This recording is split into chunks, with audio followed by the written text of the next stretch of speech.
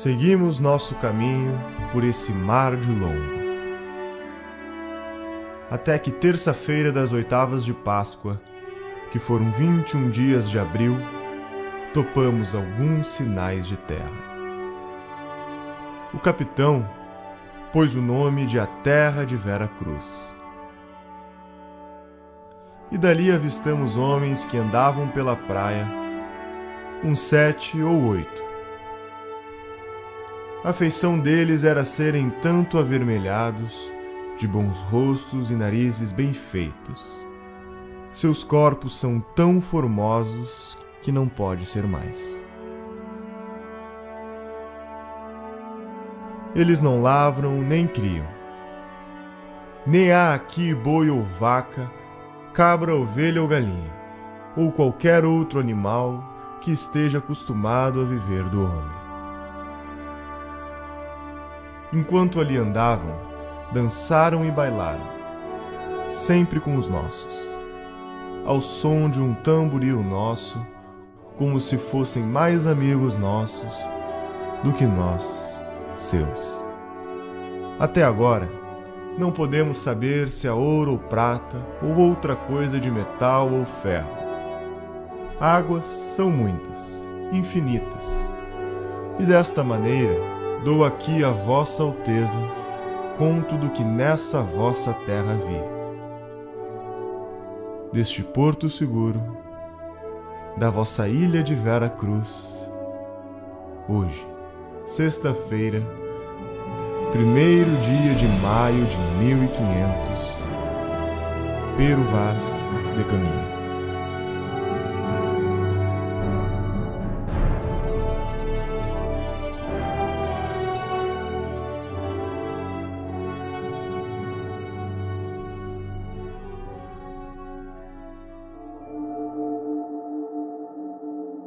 História é um lugar para pessoas sérias que querem investigar os temas, não querem agradar partidos. Querem investigar os temas. Isso é história. História não é exercício de simpatia. O historiador, já ensinou Leopold von Ranke, ele deve ser emocionalmente frio.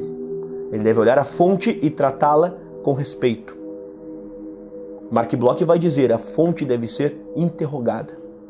Encha de perguntas aquele documento, porque não é só no documento que está a história. Ele precisa de perguntas, ele precisa de interpretação. Só que toda interpretação tem um limite.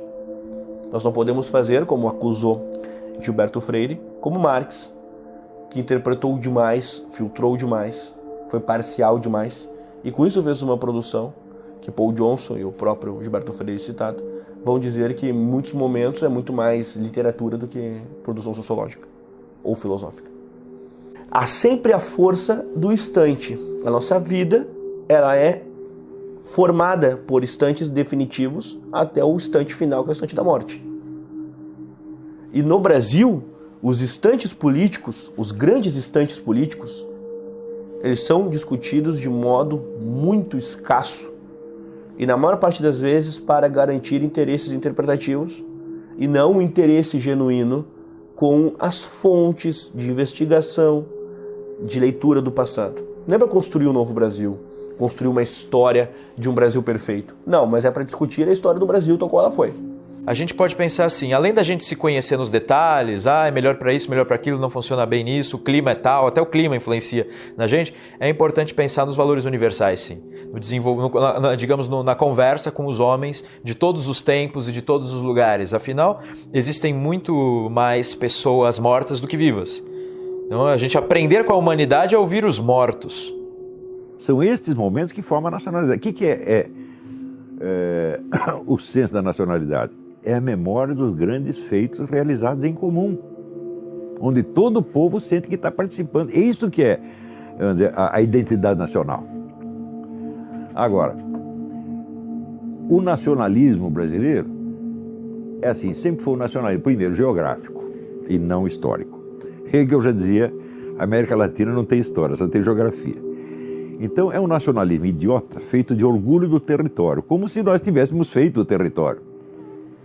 As nossas matas, o ouro, os minerais, o petróleo é nosso, a Amazônia é nossa. Quer dizer, é um negócio geográfico. Em segundo lugar, é um nacionalismo ressentido, que não é um nacionalismo, é um anti-americanismo apenas. Então, nós não temos, pelo menos no século XX, não temos uma verdadeira cultura nacionalista que teria que ser feita em torno dos valores nacionais efetivos, condensados nesses momentos em que o povo fez o seu próprio destino. Por que o Brasil é o país do futebol? Porque a gente não para de recordar a história do futebol. A gente está sempre lembrando das Copas, sobretudo a Copa de 70 com Pelé, a gente lembra dos outros, e sempre os nomes circulam, os nomes deles, né? Eu sou de Santos, em Santos tem estátua do Pelé, lá perto da minha casa. Como a gente lembra da história do futebol, cada um torce para um clube, você torce para um time. Você vai memorizar o título dele, o que ele fez no ano tal, quem foram os grandes jogadores. É assim que faz, você vai ter orgulho disso. Não é? Você vai ter que querer o quê? Manter um padrão de antigamente. Não, nós já fomos campeões disso. Te dá um orgulho, uma autoestima, você quer manter aquele padrão. Cadê? O da inteligência, o da moral, o da política, o do heroísmo, o da guerra. Assumiram com todos. Tem o que? O Olga Benário. Fazem filme de Olga Benário. Uma militante comunista, soviética, treinada na Rússia para matar brasileiro aqui, para implantar comunismo. É isso que fazem filme, 2004, se não me engano. A falta de heróis está tão grande assim, a falta de modelos, a falta de arquétipos, de paradigmas. Não está tão grande. Brasil Colônia. Esse processo durou da metade do século XVI até a primeira metade do século XIX, tendo variações geográficas ao longo desses quase 3 séculos de existência.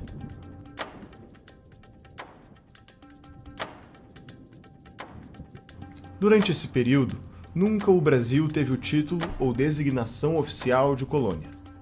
Durante o processo de colonização, o Brasil teve apenas 2 designações oficiais: Estado do Brasil e Reino do Brasil. Por que o termo Brasil Colônia é utilizado até hoje com uma conotação de mera exploração? Se o Brasil foi uma colônia, por que ela era mais rica do que os Estados Unidos em seu período colonial? A quem devemos o legado de fundador do Brasil? Qual era o plano? O que deu errado? Entrando nessa ideia do Brasil colonial, abarcando o Brasil colonial, é fundamental, antes de discutirmos se o Brasil foi ou não uma colônia, analisarmos algumas coisas no seu sentido mais pluralizado. Exemplo: índios e não índio. Pegar, por exemplo, um Guarani, um Tupinambá e um Tupi é falar de índios diferentes. Ou seja, há um conjunto cosmológico singular em cada uma dessas culturas. Chega o elemento português aqui. O elemento português apresenta objetos de área comum. Uma fé, uma forma de organização de espaço urbano, apresenta conceitos que hoje nós já nascemos com eles prontos e que nós sabemos o valor que eles têm. Exemplo: vida privada, cotidiano. E eles vão apresentando esses elementos e vão dando uma cara de unidade. E essa cara de unidade, essa consolidação, é que vai possibilitar uma discussão se o Brasil foi ou não uma colônia, já que nós vamos encontrar um processo civilizatório ocorrendo no Brasil, e não apenas uma colônia per si em que a exploração ocorre. O pessoal às vezes fala sobre a extração do ouro e reclama do tempo em que você pagava 1/5 do ouro explorado para a coroa portuguesa. Quem dera se hoje eu pudesse pagar 1/5 de impostos. Não é verdade? Eu pago muito mais e não pago por uma coroa e não recebo em volta. Se o Brasil era uma colônia, por que éramos uma colônia mais rica, por exemplo, do que os Estados Unidos na sua fase colonial? Quais são os méritos do processo português no Brasil, já que nós tantas vezes não os discutimos e nós não vemos esse tipo de discussão? Quais são esses méritos? E por que a história do Brasil é explicada sempre a partir apenas dos ciclos econômicos? Então, se a ideia é falar de um Brasil português, ela pelo menos me soa sempre melhor. A história do Brasil é riquíssima, né? Nós normalmente perdemos de vista, infelizmente, a substância da forma como, vamos dizer assim, o elemento essencial de como a educação no Brasil ela foi, vamos dizer, praticada desde o período da fundação do Brasil. Quer dizer, o período colonial foi um período em que, claro, nós não tivemos uma pulverização da educação, os processos pedagógicos, eles ainda eram muito restritos, né, a certos nichos, a certos grupos, mas nesses grupos, nesses nichos, nós tínhamos ali verdadeira educação. E é difícil discutir esses temas. Por quê? Porque ainda há, no nosso tempo, uma imagem muito ruim construída sobre as mais variadas justificativas de nossa tradição. Dom João VI continua sendo associado a um gordo, corno, comedor de coxinhas. E até onde isso vai? O pessoal adora, dentro da historiografia, dizer que tal contexto foi bom ou ruim para o indígena, mas olhando sob o viés contemporâneo, sob as células oculares de nosso contemporâneo. Mas vamos nos remeter lá ao século XVI. Vocês já pararam para pensar que, para o indígena, aqueles espelhos representavam uma coisa excelente? E que o pau-brasil para eles era uma coisa banal? E de que, nesse sentido, eles escolheram aquilo. Eles também tinham uma autonomia humana. Brasil Imperial é um período da história brasileira entre 7 de setembro de 1822, a independência do Brasil, e 15 de novembro de 1889, a proclamação da República. Neste período, o Brasil foi governado por 2 monarcas, Dom Pedro I e Dom Pedro II. Como realmente foi a fundação do Brasil? Durante esse processo, muita coisa aconteceu. Uma versão da história é conhecida, a outra, nem tanto. A questão do José Bonifácio apareceu para mim, sobretudo, quando eu estava querendo saber a respeito da nossa fundação, quem era o nosso fundador. Aqui no Brasil, nós tínhamos aquela ideia de que um português da família real, montado num jumento, na verdade era uma mula, né? Numa mula, com caganeira, gritou independência ou morte. E quando as pessoas me contavam sobre suas independências nos outros países e perguntavam da minha, eu percebia, eu não posso falar a minha história, não, isso não faz sentido. Não... Quando, em 1808, a família real vem para o Brasil, nós começamos ali a ter certas bases fundantes. E o que são essas bases fundantes? São, dentre outras coisas, elementos que toda nação tem e que o Brasil não tinha. A questão da imprensa, por exemplo, a questão de um exército organizado, um exército próprio, enfim. Dom João VI traz para o Brasil valores, ainda como príncipe regente de Portugal, que o Brasil não tinha.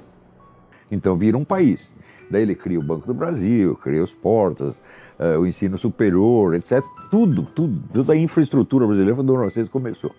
Embora eu não concorde com a tese de que a família real era inculta, não concordo com nada disso. A biblioteca transportada por Dom João VI foi imensa. O amor dele por música, por pintura. O cara era culto, não é o imbecil que comia coxinha. Ocorre uma revolução em Portugal, a Revolução do Porto. E nesse contexto, eles queriam obrigar então o Dom João a voltar do Brasil para Portugal, porque estavam já enciumados, estavam achando que só o Brasil ia para frente, coisas assim. Volta Dom João VI e depois eles queriam que o próprio Pedro voltasse também.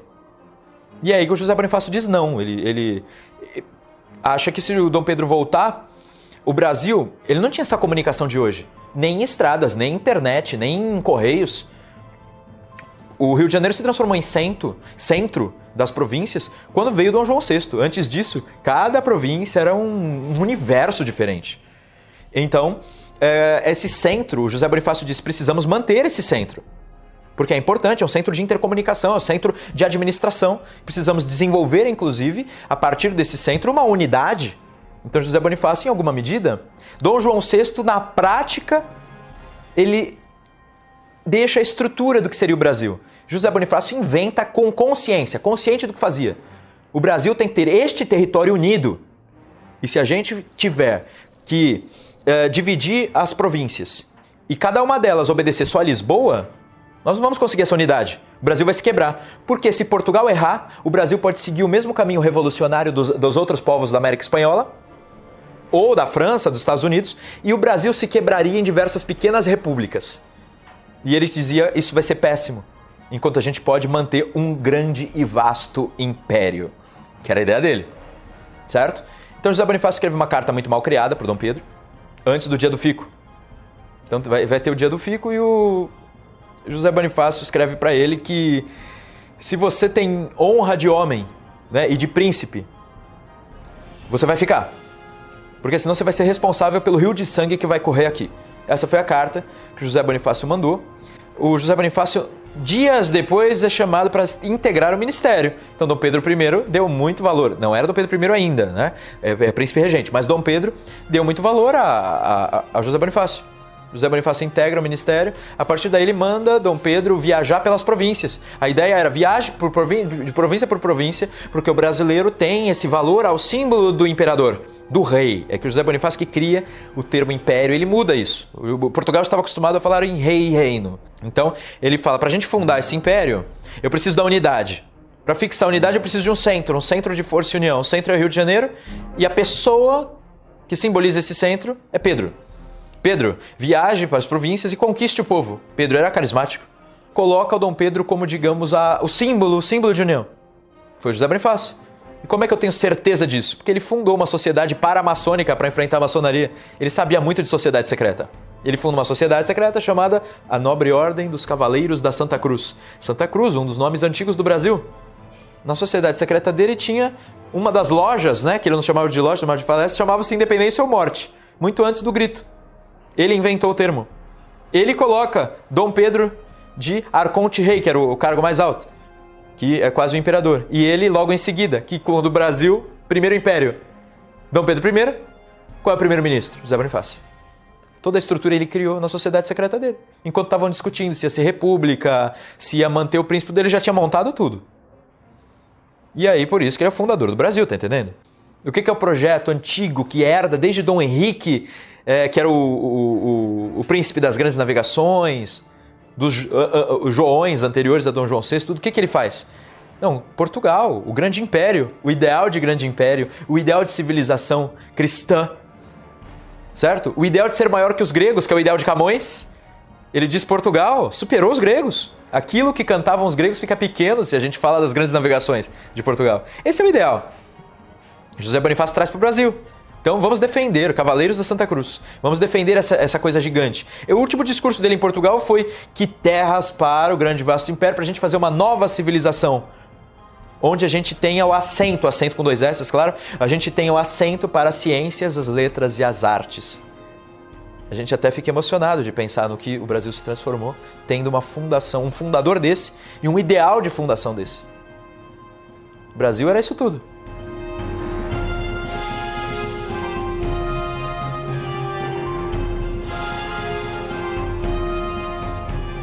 Tudo isso eu digo porque José Bonifácio é o estrategista da independência, estrategista até de guerra, porque ele monta a Marinha do Brasil e diz que o principal elemento era a Marinha. Por quê? Para a guerra não se travar nas casas das pessoas. Vamos travar a guerra no mar. Quando eles estiverem vindo, a gente já os derruba. A Marinha do Brasil é grata a ele até hoje. Então, assim, ele tem a visão total, estratégia de guerra, estratégia de integração nacional por meio do símbolo unificador, a estratégia do Centro de Força e União, que é local também, no Rio de Janeiro, a estratégia diplomática, ele nomeia pessoas especiais para ir para a Inglaterra, para a França, para a Argentina, que não era ainda a Argentina que a gente começa, era a Confederação da Plata e uma série de coisas, para os Estados Unidos, dando ordens, faça isso, faça aquilo, faça aquilo, faça aquilo. Esse é o nosso primeiro império, ele fez tudo isso. Ideia para educação de escolinha. Ele disse método tal para educar crianças. Universidade vai ser fundada em São Paulo com essas e essas bases, cursos tais e tais. Tá? Como tratar os franceses? A gente faz isso e cria um ciúme com os ingleses. Se eles não obedecerem, a gente vai para os ingleses. Se eles não gostarem, a gente fala que a gente se une com os argentinos e mata todos eles. E coisa assim. Ideal de integração americana, que fala, não sei o que a esquerda pega, Foro de São Paulo, tem nada a ver, ele inventou. Com outros objetivos, com outras funções, com aproveitamento evidentemente comercial, mas sobretudo de autodefesa. Não vamos deixar a Europa mandar aqui. Brasil, República. A República no Brasil surge principalmente a partir de 3 questões. A primeira está relacionada à forma com que o abolicionismo foi feito. Naquela época, os escravos eram tidos como propriedade, e, como toda propriedade, tinha um valor de mercado. O abolicionismo foi feito de tal forma que os proprietários não receberam nenhum ressarcimento para abrirem mão de seus escravos. Isso fez com que o império perdesse o apoio dessa classe. A segunda questão está relacionada ao exército. O exército lutou na Guerra do Paraguai por um tempo excessivo. Existia um desprestígio em relação à marinha, pois o império privilegiava e premiava a marinha enquanto o exército estava morrendo na Guerra do Paraguai. Isso fez com que Dom Pedro perdesse o apoio do exército também. A terceira questão foi religiosa. Dom Pedro entra em conflito com a igreja, não segue algumas bulas papais que proíbem o casamento entre maçons e católicas, manda prender bispos que seguem ordens da igreja e não as suas, e acaba perdendo o apoio dos fiéis. Quando teve a independência, o Brasil tinha 3.000 monges. Quando chegou no dia da República, tinha 8.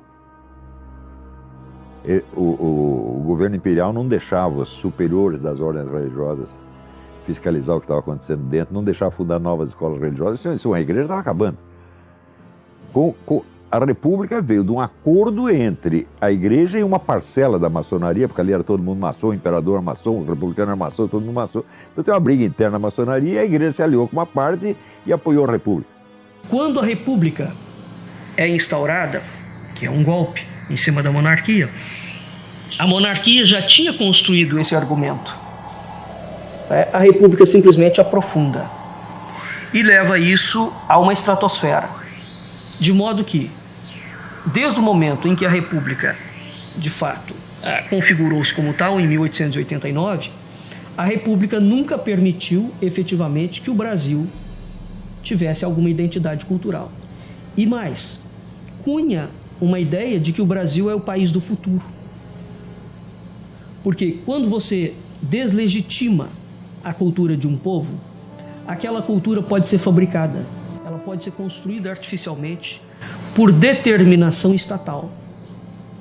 Então, toda a trajetória da República Brasileira é a trajetória, entre outras coisas, da construção de uma identidade nacional a partir da esfera do Estado.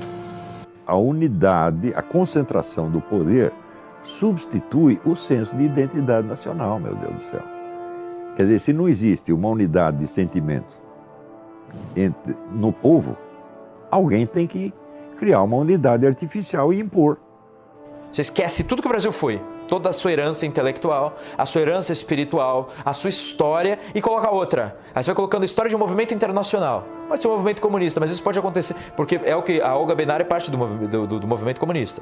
Agora, não é só contra o comunismo que temos que nos aprender a nos defender. É qualquer outra coisa que queira tomar o lugar da verdade, o lugar da história, das nossas características próprias, da nossa voz, do nosso modo de ser no mundo. Qual é o modo de ser do brasileiro no mundo? Você dificilmente encontra no Brasil algum político ou estadista que tenha uma visão integral do Brasil. Geralmente a visão é paroquial, ele vê um pedacinho que é a classe dele, o grupo dele. Como pessoa da esquerda, ele só vê o seu próprio umbigo, né? Ninguém procura captar o Brasil inteiro, né?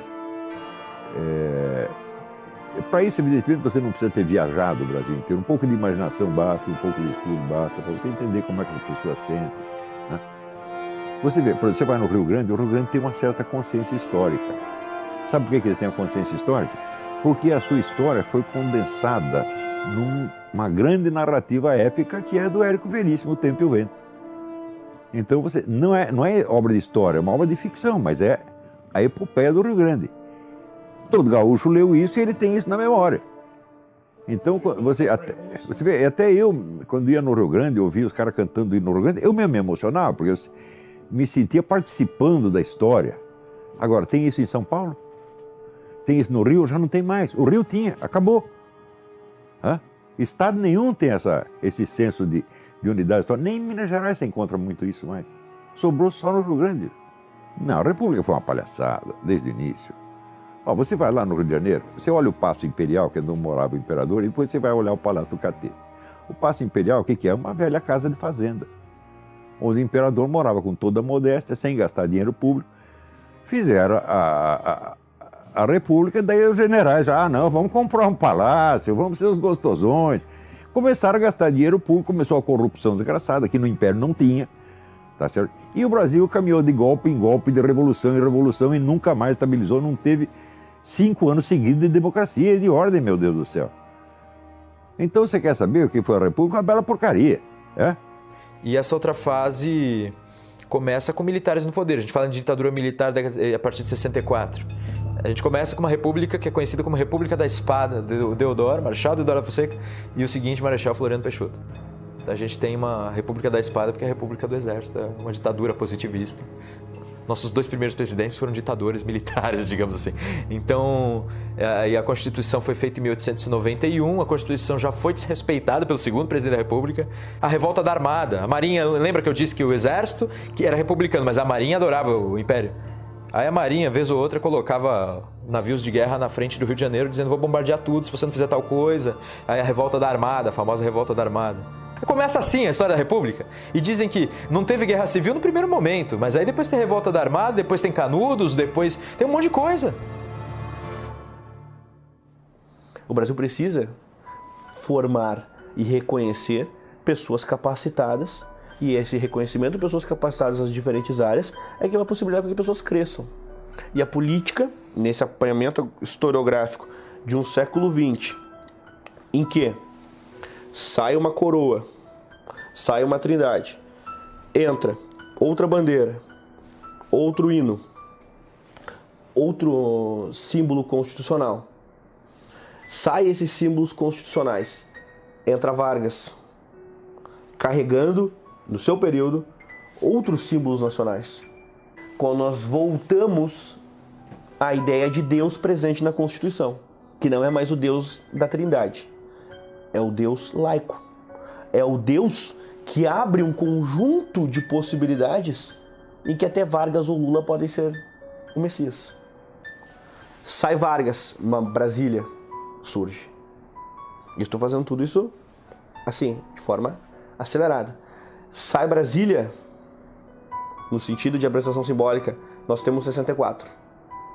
Sai 64, nós temos um novo Brasil para muitos.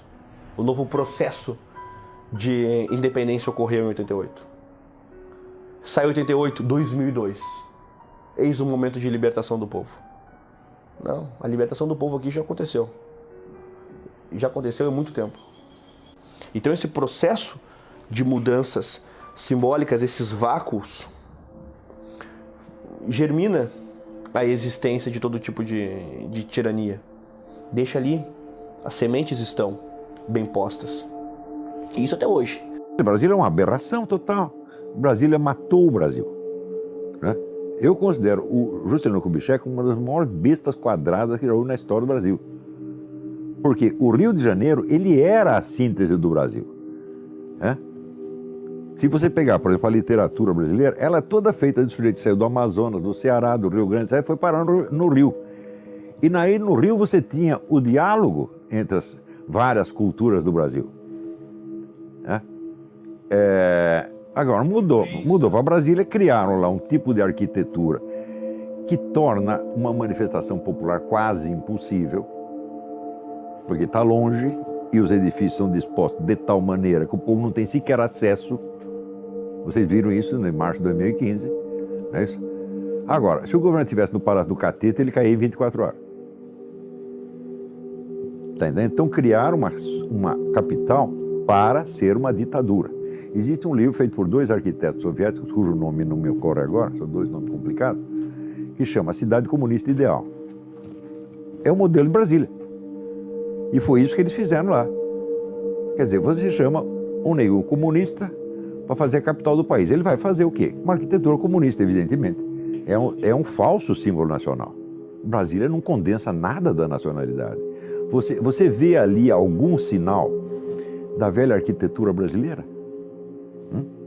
O grande arquiteto que condensa a arte da arquitetura brasileira é o Zanini, não o Niemeyer. O Zanini trabalha com material nacional, aliás, só lida com matérias-primas do local, tá certo? Então, quer dizer, este é o arquiteto que personifica o Brasil. Claro, existem outros, evidentemente, né? Eu gosto muito do Marcos de Vasconcelos, tem vários arquitetos notáveis, mas o Niemeyer não é um deles, né?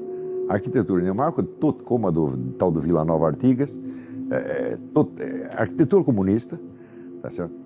Agora, a arquitetura comunista é a arquitetura para um governo centralizador. Agora, quem está no governo? Não precisa ser os comunistas. Foram os militares que ocupam. Eles fizeram a capital e deram para os militares. E daí veio uma ditadura falando, mas vocês fizeram a capital para ser uma capital da ditadura, virou uma ditadura, pô. Regime militar. Esse período durou de 1964 a 1985, época marcada pelos atos institucionais e pelos 5 governos militares. Governo Castelo Branco, Governo Costa e Silva, Governo Emílio Médici, Governo Geisel e Governo Figueiredo. A saída do João Goulart foi precedido também de várias ações. As mulheres nas ruas, em marcha, a Igreja Católica, os padres pregando abertamente que Deus orasse pelo Brasil, Deus abrisse seus olhos para o Brasil e tirasse o governo ali. Toda a mídia, exceto o jornal Última Hora, a OAB, a questão dos empresários também. Por que os empresários? Eles não queriam suas empresas estatizadas. Os produtores rurais. Por que os produtores rurais? Porque eles não queriam ter as suas propriedades confiscadas. Então está todo mundo interessado. Os padres, né, a Igreja Católica, porque nos comunismos não tem religião. Muito pelo contrário, os religiosos são perseguidos. Como Fidel Castro perseguiu os religiosos da raiz, da matriz africana. Ninguém mais aguentava o governo João Goulart, que realmente estava desmantelando o país. Então, fizeram o que foi até então a maior manifestação popular da história e derrubaram o governo com a promessa de fazer novas eleições em 6 meses. Depois de 6 meses, decidiram que era melhor ficar por lá mesmo. E ficaram 20 anos, meu Deus do céu. O que se espera que aconteça? Que eles saiam de lá com grande popularidade? Até que saíram, tiveram popularidade, até o governo Médici, o presidente Médici, do qual se fala tão mal, ele, na última semana de governo, ele tinha 82% de popularidade. Depois, com o Geisel e Figueiredo, a coisa foi caindo. Quando eles saíram, não tinha popularidade nenhuma. Está todo mundo por aqui com eles. E olha, tem um ditado que diz que o hóspede não deve ficar na casa mais de 3 dias, porque no 4º dia já começa a encher a paciência.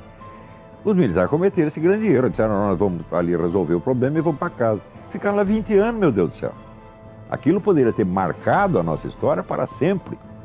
Bastava que eles cumprissem o que prometeram ao povo. O Brasil tem um risco. O que é o risco Brasil? Nós temos uma Constituição extremamente interventora, extremamente forte, em que o Estado manda sempre e manda em tudo. Se elegermos um socialista ou um comunista em cima dessa Constituição, você tem facilmente um Estado totalitário. Porque juridicamente ele já tem o poder para criar o Estado totalitário. Ele não tem bloqueio nenhum, ele não tem limite nenhum. Ele tem um Estado quase que ilimitado, que ele pode brincar com isso.